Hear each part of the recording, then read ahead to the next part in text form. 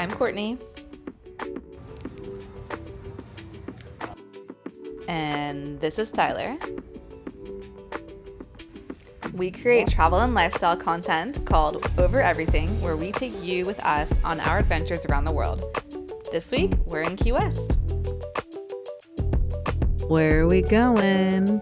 Ayodi, baby. But after that. Key West. Starting the drive. It's not a road trip without snacks, so we stopped at our favorite bakery, Aioli, to fuel up before our 4-hour drive. They also make my favorite coffee, which is called the crack coffee, for good reason. It's addictively good. And my favorite pain au choc and the best breakfast sandwich. It comes on a biscuit. It's divine. You wouldn't guess this by how much we travel, but we have a loyal companion, Butter. We adopted her 2.5 years ago from South Florida, and we road tripped with her all the way back to Los Angeles. Because of this journey early on in her life, she's always been really relaxed in the car, which is such a blessing. Driving from West Palm Beach to Key West is about a 4-hour journey. We decided to stop in Islamorada for lunch at my favorite spot, Lazy Days. My parents used to take us to Islamorada every year, and our first stop was always Lazy Days.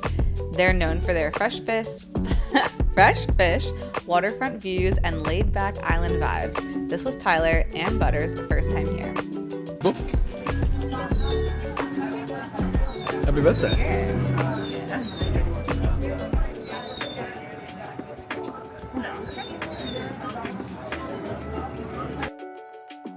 Most people choose to sit outside because how could you not? But there is some seating indoors. If we didn't have Butter with us, we definitely would have sat up on the balcony because the views are unbelievable.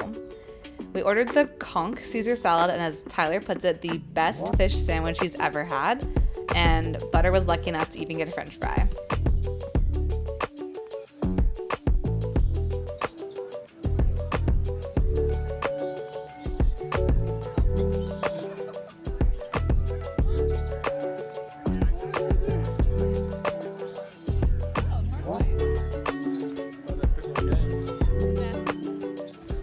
After lunch, we took Butter for a quick stroll and then jumped back in the car for another 2 hours on the road.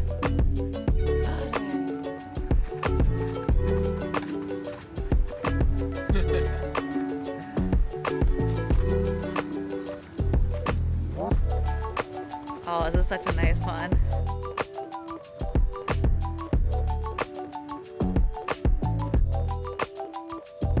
We made it to Ridley House, a Key West historic inn, and we were so impressed by their hospitality. The second we walked in, the front desk presented Butter with a basket of toys for her to choose from, and she stayed on theme and selected a Key West rooster. We were here during a busier time of year, spring break, so the rooms were a bit pricier than what we normally want to spend. But the hotel amenities like daily sangria happy hour, complimentary breakfast, free pop cups, and dog stay free policy well made up for it. Lucky for us, we arrived just in time for happy hour, so we sat by the pool and enjoyed delicious sangria.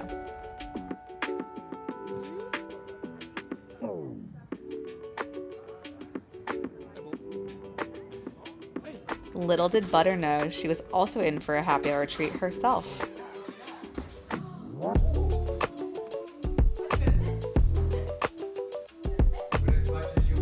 Oh, you do it. You got it there. Just a tad. Just a tad.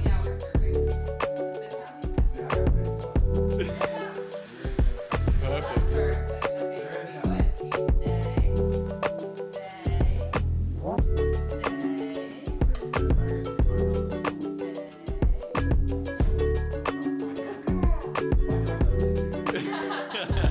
She's showing off.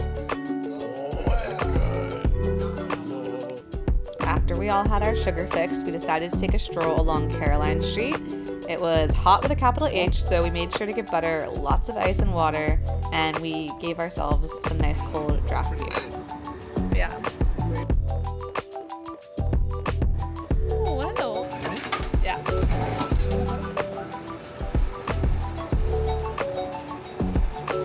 We went back to the hotel to freshen up and head out in search of a spectacular sunset. We miscalculated, and by we, I mean I, our route, and we ended up at the A&B Lobster House. I wasn't mad about it since it was beautiful lighting and I got a great film shot of their iconic sign. We also got a cute shot of us and Butter's backside. She just refused to pose for this photo. We figured out the right way to go, and by we I mean Tyler, and then we corrected course and headed that way. I did get caught up getting a cute photo of this divey looking bar, and then I ran back to catch up so we didn't miss the sunset. Sunset Pier is packed any given night of the week, and tonight was no different. The pier boasts ample seating with panoramic views and stiff frozen cocktails that help you beat the heat. From the pier, you can watch revelers return back to port on pirate ships and catamaran twilight cruises. If this isn't enough to get you to the pier, they also have a live band playing classic tunes every single night.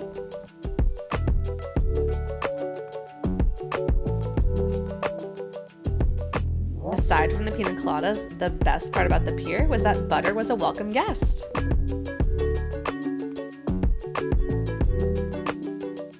Who says you can't enjoy live music and sunset drinks with your four-legged friend?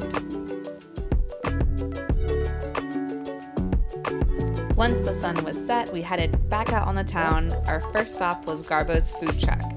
Garbo's is located inside Hank's bar. Hank's logo is a golden retriever, so of course, Butter was also welcome here. We got a great spot on the patio and settled in to sample Garbo's tacos and, more importantly, their famous key lime pie. We had one simple goal on this trip, and that was to taste all the best key lime pies and make a definitive rankings list. All right, we are here at Hank's Saloon. There we go. We are tasting our first key lime pie. Most important part, you got it this one. Most important part is what Butter thinks. Oh!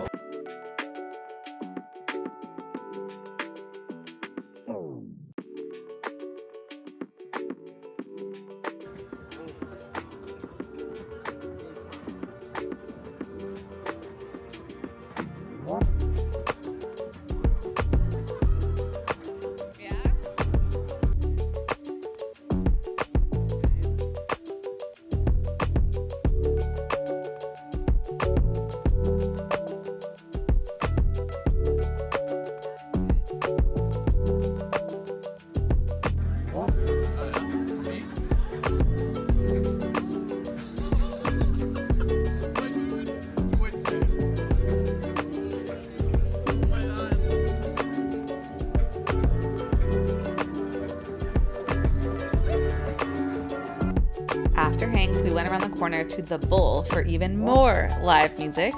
At this point, we were starting to get a little tired and we were looking forward to showering and getting into bed. It was so hot and we were feeling very sticky from all the sweating and dingy bars.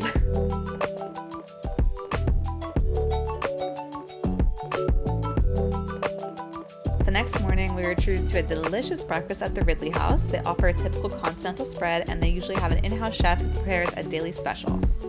After breakfast, we took a stroll to the Hemmingway house, which surprisingly also allowed Butter. We were pretty amazed at how dog-friendly the area was as a whole, and in case you didn't know, the Hemmingway's house is filled with cats. There are cats all over this place. You're first greeted at the ticket counter with Lazy Cat, who makes sure you add a tip to your ticket purchase. So you can take a guided tour on the hour every hour, or you can opt to show yourself around.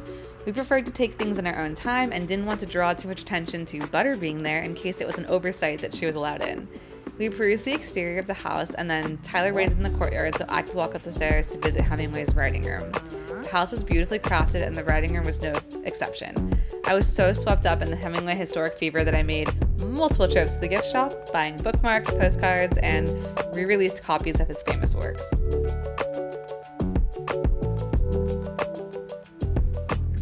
We spent just over an hour walking around the house, and we were on our way to get lunch at Bio's Fish Wagon when Butter had a run-in with a gang of roosters.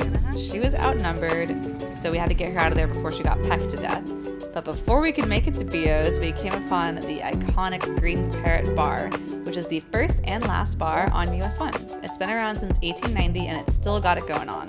We had a beer here and watched people passing by for a little bit without a care in the world in true Key West form.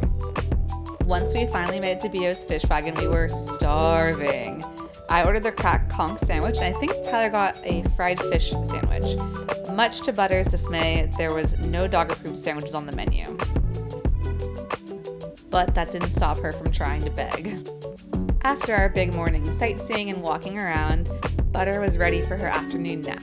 So Tyler and I headed to Simontown Street Beach. This is the perfect spot to go for a quick dip and soak up the sun in between sightseeing and eating. Like most places in Key West, Simontown Street Beach also had a live musician and a full-service bar. We ordered like locals and got our frozen pina coladas.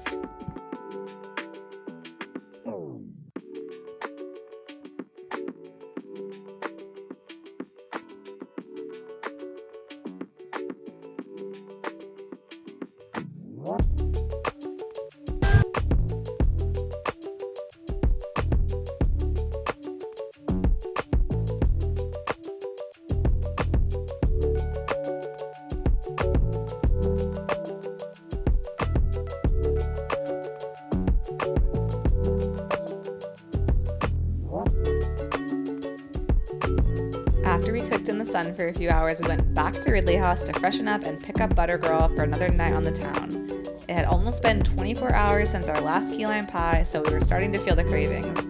Next up was Blue Heaven, which did not disappoint in the slightest. We went around 4:30 p.m., which was great because we had the bar area to ourselves. I was kind of beered out at this point and discovered that a crisp Sauvignon Blanc is the perfect pairing for key lime pie.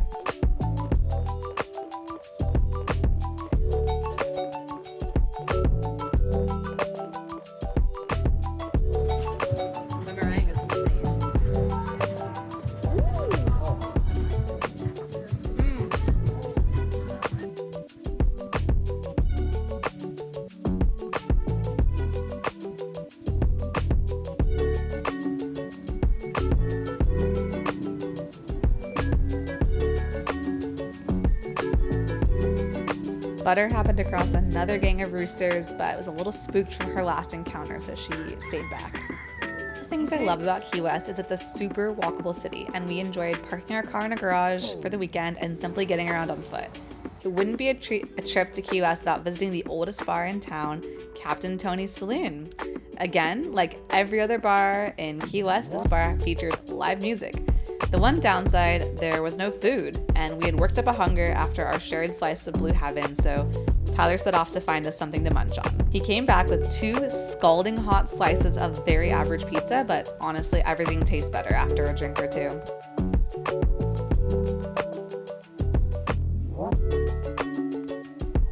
Captain Tony's is famous for a number of reasons, but you'll likely recognize it from the dollar bills and bras strewn across the ceilings and walls. We attempted to write Key West over everything onto a bill, but it was a little long, so not super legible, but hey, it gets the job done.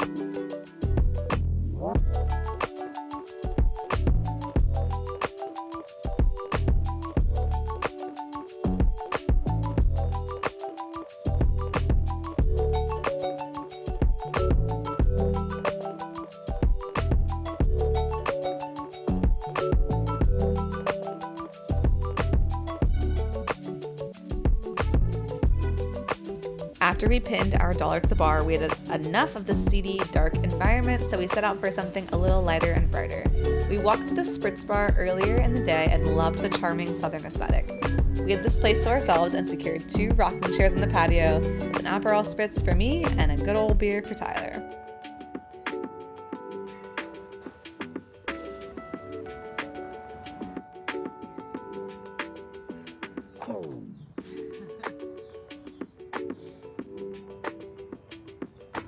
I had one more outfit change up my sleeve for our last night and sunset, so we headed back to Ridley House for a quick change.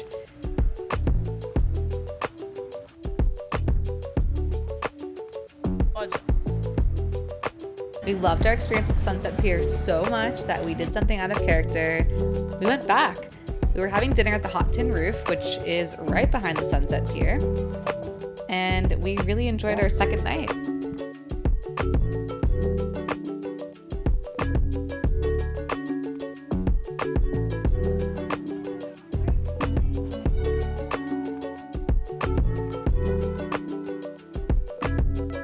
Tonight was no exception. The sunset was exceptional. It really is a perfect spot. You have to go if you're in Key West at least once.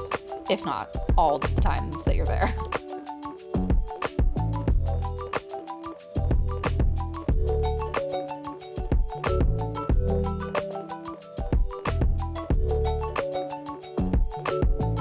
If you're keeping count, we are now on key lime pie number 3, and unfortunately this one left the most to be desired.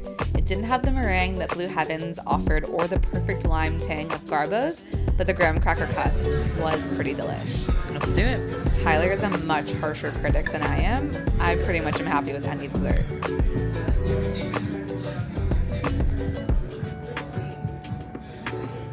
Yeah. Top 3. Yeah. Alright, let's do this.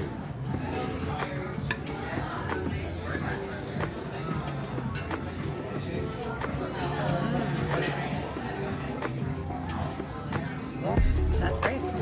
Solid. Solid contender. We called it a night early so we could get up bright and early for our last breakfast and stroll about the city. Moondog came highly recommended, so we had to check it out. Even on a Monday, it was popping. We're lucky we got there when we did because we were the last people to get a table outside. I got a standard 2-egg breakfast with a bagel, and Tyler got what looks like black bean soup and eggs, but I really don't know. It was bizarre looking. I think it tasted good. The naughty roosters were my favorite part of Moondog, but don't worry, the staff was prepared. They had super soakers that they would gently squirt the roosters when they came onto the patio and try to disturb the diners. Butter also stood guard. Moondog's also known for its key lime pie, so I grabbed a takeaway for us to eat on the road trip back up to West Palm.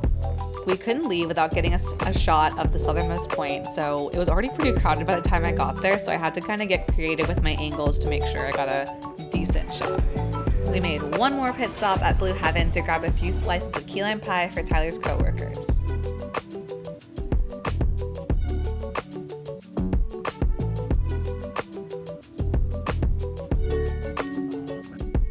Stopped at the Midway Cafe to grab a quick bite of real food, and I put that in air quotes because apparently key lime pie is not considered real food, to nourish ourselves for the rest of the trek, and then I was allowed to whip out the Moondog key lime pie for our final ranking. The Moondog slice was beautiful. It had that stunning meringue like the Blue Heaven one, but not as exaggerated, and the tang was on point. Whoa. That's just meringue. Look at that jiggle. Jiggle wiggle.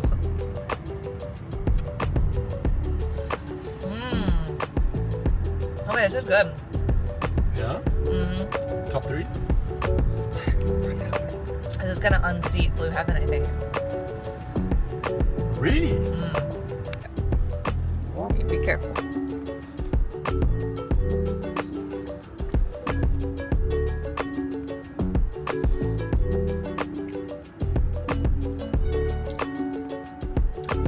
And that's Key West. Thanks for watching. I'm going to post the final key lime pie rankings in the description. Bye!